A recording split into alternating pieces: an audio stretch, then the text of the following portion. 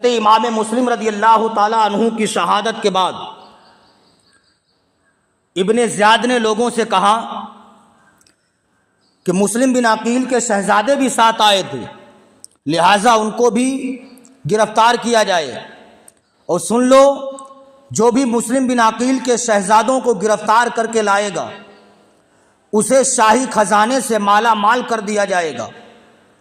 کئی کوفی ان بچوں کی تلاش میں نکل پڑتے ہیں۔ قاضی شریح جس کے پاس دونوں شہزادے تھے، قاضی شریح کو جب پتہ چلتا ہے کہ ظالموں نے حضرت مسلم بن عقیل کو شہید کر دیا ہے، قاضی شریح نے دونوں شہزادوں کو بلایا۔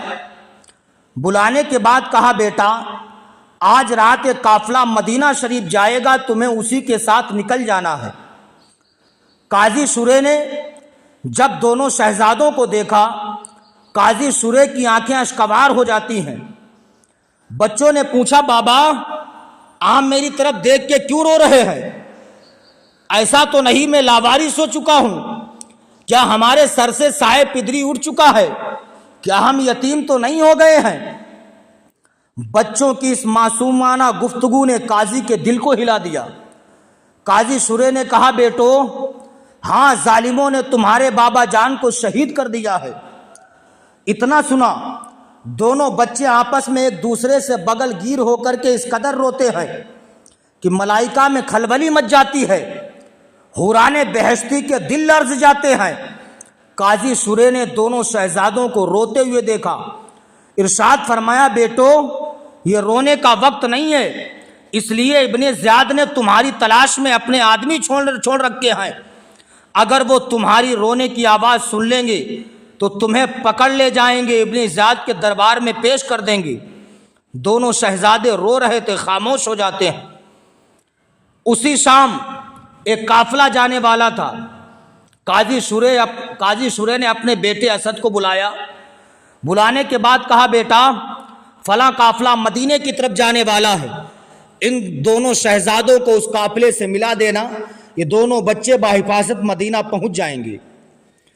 قاضی شریح کا بیٹا اسد دونوں شہزادوں کو جب لے کر کے چلا، کوفہ کے باہر پہنچا تو کیا دیکھتا ہے، وہ قافلہ جا چکا تھا، گرد و غبار اڑتا ہوا دکھائی دے رہا تھا۔ قاضی کے بیٹے اسد نے کہا، اے بچوں، یہ جو گرد و غبار اڑتا ہوا دکھائی دے رہا ہے، جاؤ اسی گرد و غبار سے جا کر کے مل جاؤ، قافلہ مل جائے گا، بحفاظت تم مدینہ پہنچ جاؤ گے۔ دونوں شہزادے چلنے لگتے ہیں۔ کچھ ہی دیر کے بعد گرد قافلہ نظروں سے اوجھل ہو جاتا ہے۔ گرد و غبار جو اڑتا ہوا دکھائی دے رہا تھا وہ بھی نظروں سے اوجھل ہو گیا۔ مسلم بن عقیل کے دونوں شہزادے محمد اور ابراہیم چلنے لگتے ہیں۔ چلتے چلتے چلتے چلتے پیروں میں چھالے پڑ چکے ہیں، بھوک اور پیاس سے نڈھال ہو چکے ہیں۔ اس تصور میں چلتے رہتے ہیں کہ نانا جان کا مدینہ شریف قریب آ رہا ہے۔ صبح نمودار ہوتی ہے تو ایک سپاہی نے انہیں پکڑ لیا، ابن زیاد کے دربار میں پیش کر دیا۔ ابن زیاد نے دونوں شہزادوں کو جیل میں بھیج دیا۔ جیل کا داروغہ جس کا نام مشکور تھا، جیل کے داروغہ نے جب سنا یہ شہزادے مسلم بن عقیل ہیں وہ محب اہل بیت تھا، جیل کا داروغہ مشکور دونوں شہزادوں کو قریب بلاتا ہے۔ بلانے کے بعد اپنی انگوٹھی دیتا ہے اور کہتا ہے، اے میرے بیٹو، اب تمہیں رات میں قادسیہ چلے جانا ہے، یہ انگوٹھی میرے بھائی کو دے دینا، وہ تمہیں بحفاظت مدینہ پہنچا دے گا۔ چنانچہ جیل کا داروغہ مشکور رات کے وقت میں دونوں شہزادوں کو شہر کے باہر نکال کے کہتا، یہ قادسیہ جانے والا راستہ ہے، اسی راستے پر تمہیں جانا ہے، میرے بھائی کو میری انگوٹھی دکھا دینا ہے، وہ تمہیں مدینہ تک پہنچا دے گا۔ دونوں شہزادے کوتوال نے آزاد کر دیا، دونوں شہزادے چلتے رہے۔ چلتے چلتے چلتے چلتے پھر صبح نمودار ہو گئی۔ کیا دیکھتے ہیں، جہاں سے چلے تھے وہیں پر موجود ہیں۔ ایک درخت کی کھو میں چھپ کر کے بیٹھ جاتے ہیں۔ کوفے کی ایک عورت اس چشمے پر پانی لینے کے لیے آتی ہے۔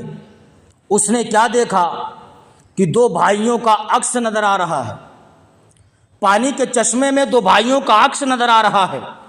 وہ عورت جب درخت کی کھو میں دیکھتی ہے تو کیا دیکھتی ہے؟ دو بچے بیٹھے ہوئے ہیں جن کے چہرے سے نور کی شعاعیں نکل رہی ہیں۔ اللہ اکبر کبیرہ۔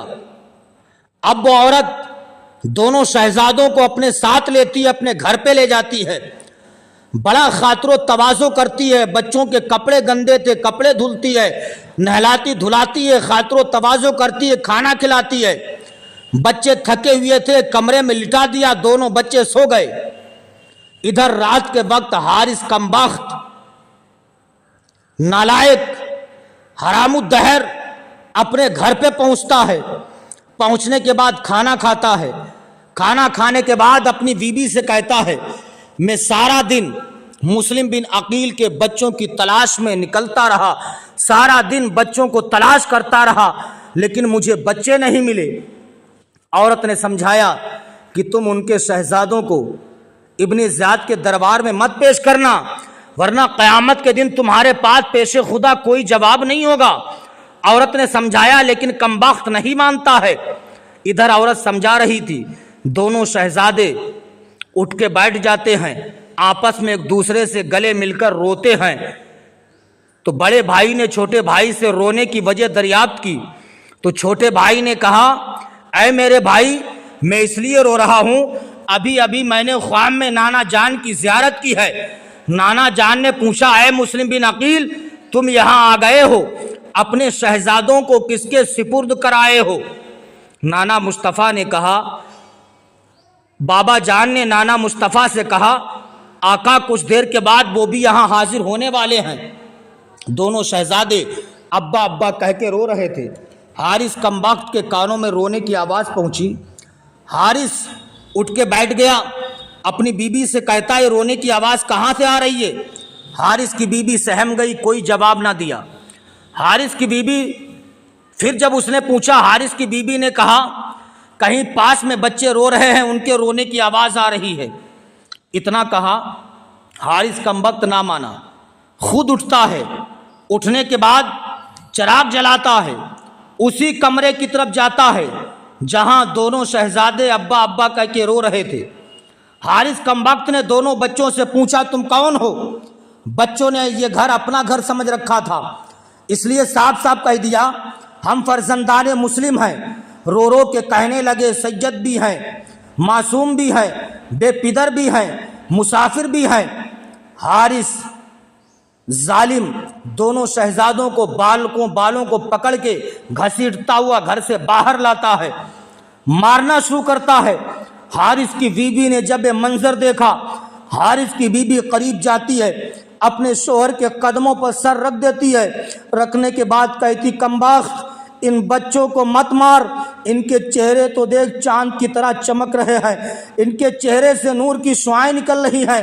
ارے کمبخت تو ان کو تماچے نہ لگا، ارے سید ہیں تماچے نہ لگا، ارے قرآن کے ورقوں کو زمین پر نہ گرا، بس ارے بس اب تو زمین ہلی جاتی ہے، لے فاطمہ مجھے غمگین نظر آتی ہے۔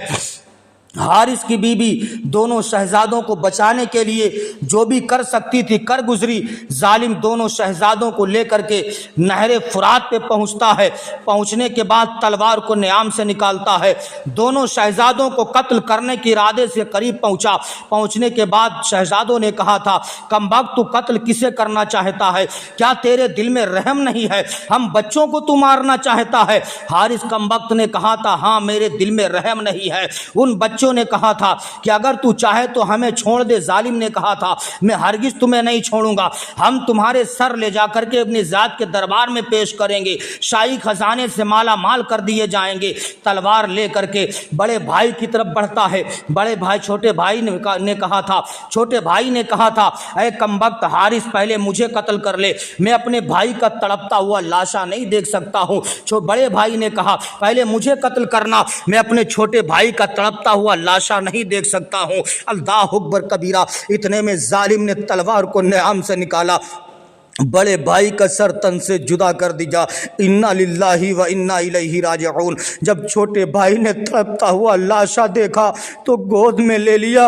अब्बू मुस्लिम याद आ जाते हैं। छोटे भाई ने अपने भाई का लाशा लेके कहा था, बाबा जान, जालिमों ने बड़े भाई का सर तन से जुदा कर दिया है, जालिम मुझे भी शहीद करने के लिए तैयार है। इतने में जालिम ने दूसरा वार किया, छोटे भाई का भी सरतन से जुदा कर दिया।